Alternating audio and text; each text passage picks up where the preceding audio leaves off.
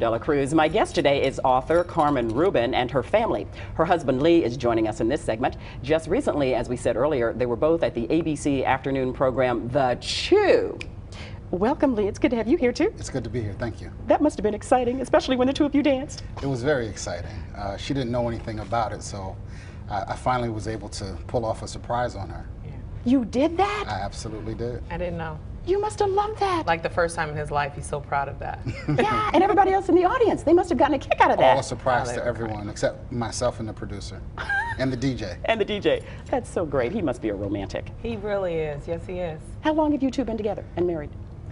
Well, we met when he was 14. I was just about to turn 15. So we met, yeah. And you knew at that age? I knew. I didn't. He didn't know. Well, it usually takes you all a little bit longer. Exactly. I knew.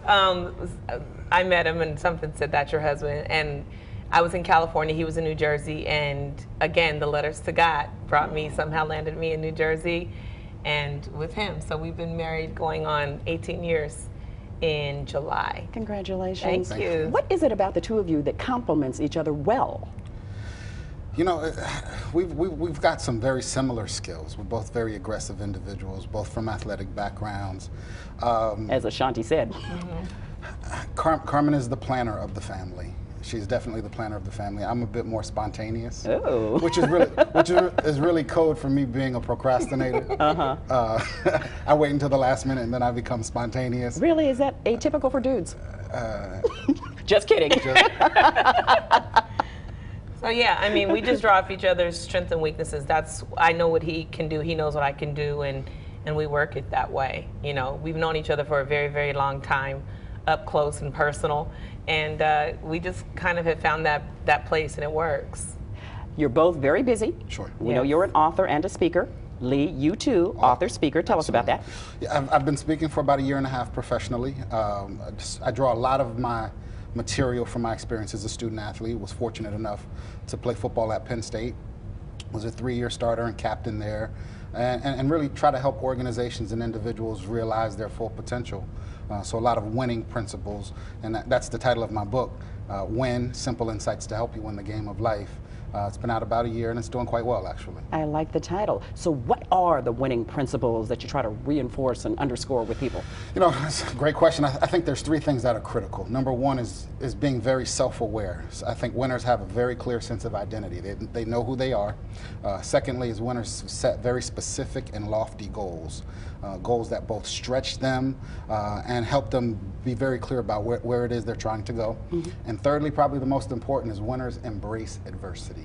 Yeah, we do. They don't run away, they don't hide, they understand that there's opportunities to grow in adversity. In every negative situation, you can actually turn it around and make it a positive. Absolutely. Absolutely. Absolutely. Now, what's the message you like to get across as a speaker, Carmen? Well, my messages are usually for children. I'm just an advocate of children, and I am always trying to encourage them to speak, you know, to find their voice and to speak. And you can find your voice in a lot of different ways. You can find it through your gifts and talents. You can find your voice. And so a lot of times I will speak to young people about finding that voice and knowing who you are. And again, practicing those same principles that Lee has talked about. But then I also go after the adults who are responsible for our children. I advocate for children in every kind of way, through literacy, through music, through educational programs. That's what I do, and I make it my business to go back to the adults and say, listen, this child does have a voice. Allow them to say what they have to say and hear them and trust that they know. Exactly. A lot of times we don't give kids the benefit of the doubt. We don't think that they know, but we know. They are adults in many bodies. Absolutely. Lee, for somebody who's struggling, we all go through it. We know it, that identity crisis of trying to figure out who you are. What am I doing here? What would you say? You know, I think exposure, and which goes back to working with children, exposure is critical. I think many of us live in such small boxes, both geographically and mentally, that we haven't seen what's really out there. And many of the things that we do is really just try to show people there's a huge world out there. And if you don't find it, if you don't see it, you'll never know if you connect with it. So I think exposure is critical. Exposure, take a chance, read a book. Open to adversity. Yes, read a book. Read a book, because if you can't travel there geographically, at least mentally, you might hear something or feel something or see something. Expand the imagination. Someone else has done, an experience someone else has had. I love it. Carmen, Lee, thank you both very much for coming on. I Della. appreciate it.